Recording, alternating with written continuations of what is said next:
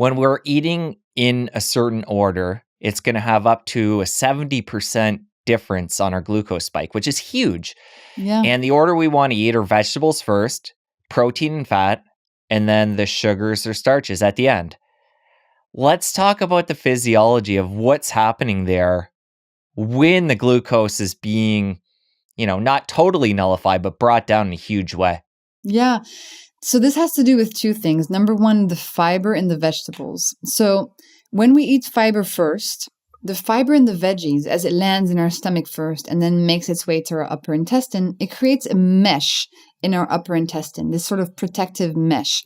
And that mesh stays there for a couple of hours. And what it does is that it helps your body not absorb too much of the glucose and fructose molecules coming down afterwards.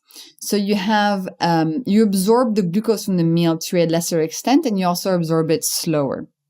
Second, the proteins and the fats, if you have them before the starches, they slow down the speed at which food moves from stomach to intestine. So you're essentially slowing down the tsunami of glucose. And with the fiber mesh, you're protecting your body from even absorbing too much of that glucose in the first place. And you give a great analogy in the book and share pictures of a sink and explain the stomach as being the bowl of the sink, and then the intestines being the pipe that it goes into as the water goes down. So I thought that was a really good picture to kind of visualize what's happening there. But let's talk about the fiber piece. You mentioned the mesh that forms and how that can protect us from, the glucose and the fructose from, going through and spiking the blood sugar. What happens when we do something like juice or blend or do something else in processing that affects the fiber? And even we can use the example of a smoothie. If we're pulverizing all that fiber, how does that affect the way digestion works? So, I actually want to talk about fruits. Let's take an example. Let's take a whole orange versus an orange juice versus an orange smoothie.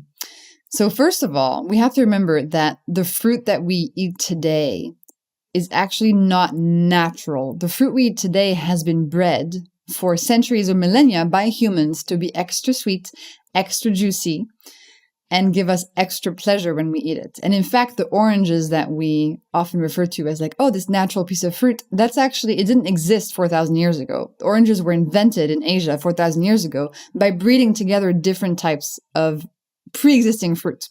Bananas today, much bigger, much sweeter than ancestral bananas, which are about this big and full of seeds. So that's step one. Let's keep in mind that fruit has been bred to be way more full of sugar than nature intended. Second, of course, if you want to eat something sweet, a piece of whole fruit is still the best thing to eat because it contains fiber. And fiber is protective. So yes, there is sugar in the fruit, but because the whole fruit also comes with this protective fiber, you don't absorb it as quickly. It doesn't create such a big glucose spike. The problem when we juice an orange, for example, is that as we juice it, we're removing all the fiber, like all the solid material that we're removing, that's the fiber. And we're just extracting the sugar. So we're removing this foundationally protective part of the whole fruit by just simply removing the fiber.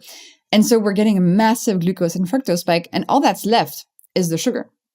Now, if we smoothie the orange, we can peel it and then smoothie it. It's not as bad for your glucose and fructose levels as the juice because the fiber is still there. But as you smoothie it, you're pulverizing it into much smaller particles that can't do their job as effectively as before.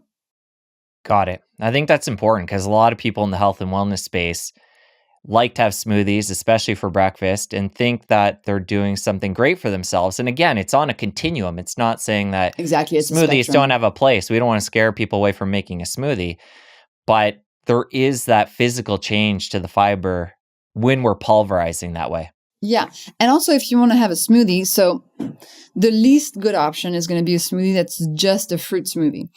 You can make a really good for your glucose levels smoothie by having a smoothie that also contains proteins and fats, right? You can add some protein powder, you can add some nut butter, you can add some fruit for taste. Let's remember that for breakfast, starches and sugars should be there for taste and for pleasure.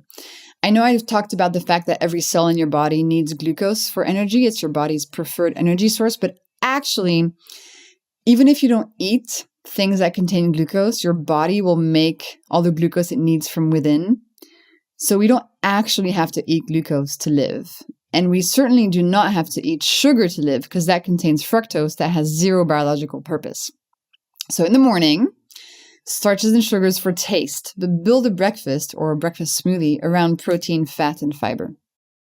Okay, we got to talk about one aspect of this hack, and that's the fact that we say have carbs at the end, which would be the fruit. And a lot of people in the health and wellness space say if you're going to have fruit, have it by itself or have it at the beginning of the meal so it can digest through and we're not clogging up the system with the heavier foods and having it rotting on top. So you've looked at the science on this and debunked it, and I think it's important we discuss. Absolutely. Thank you for bringing that up. So I heard that many times that, oh, well, if I eat fruit last, it's going to rot. And so I was like, what is this? Like, what is this belief? What is this belief? Where does it come from? And I found out that it comes from the Renaissance. This doctor during the Renaissance said that if you eat fruit last at the end of your meal, they will putrefy and rot sitting on the top of the rest of your food in your stomach. Turns out he was just off the wall. Like there's no scientific evidence backing this. Nothing can rot in your stomach. And even if, it would be possible, it would take days to happen. So if you look at the modern science, it's clear that it's best to eat fruit at the end of the meal because of a lesser impact on glucose levels. However, I have heard a handful of people who've told me that they can't eat fruit after a meal because it makes them feel a bit bloated. If that's the case, like by all means, listen to your body always. But for the rest of us who don't really feel a difference, it's always better to eat it after some protein, fat, or fiber than on its own. And one of the hacks in your book that fits into this and ties in is putting clothes on your carbs. So if you're somebody that is going to have, say, a piece of fruit and it's midday and you don't really have anything in your system digesting at that time, you can add something to that to impact how that glucose is going to spike. So this is a really cool hack. Talk about what we can add to carbs to slow that glucose spike down. Yeah. So carbs are starches and sugars, as I mentioned. And clothes or clothing is fiber, fat, and protein. So the concept is never eat your carbs naked. That is, never eat them on their own. Always try to add some clothing to them. So the best clothing to add is fiber, because the fiber is protective again. So the best thing to do if you're having, for example, pasta, is to add some broccoli in it, add some sauteed, spinach, whatever contains fiber. Then you can also add protein, super good piece of clothing. So anything, animal or plant-based protein, and then fat. However, don't go as far as to add a massive slab of, I don't know how many ounces of butter on a piece of toast. Like, yes, that'll slow the glucose spike, but also too much fat is not the best. So we have to be a bit mindful of how much fat we add as clothing to our carbs. But overall, this is really helpful because this allows you to stay full for longer. You don't create this cravings roller coaster after eating naked carbs. You help your body, you help your long-term health and your short-term feelings.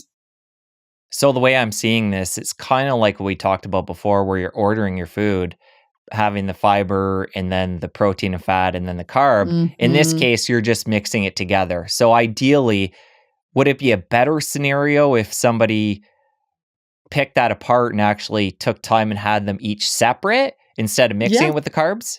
You're totally right. So it's a spectrum, right? So on the best to worst for our glucose levels spectrum, best for your glucose levels, always have your fiber, protein, and fat before your carbs. Middle, have them all mixed together. Worse for your glucose levels, have the carbs first or have the carbs alone. So you decide where you lay on this spectrum. You don't have to go all the way every time, but try to think, could I go a little bit more this way next time? What do I need to do that? If you enjoyed that clip, press here for the full episode. I'll see you over there. 90% of the population has glucose spikes every day without knowing it. And so I dove into the research and I discovered that actually there were things I could do, principles I could use that would allow me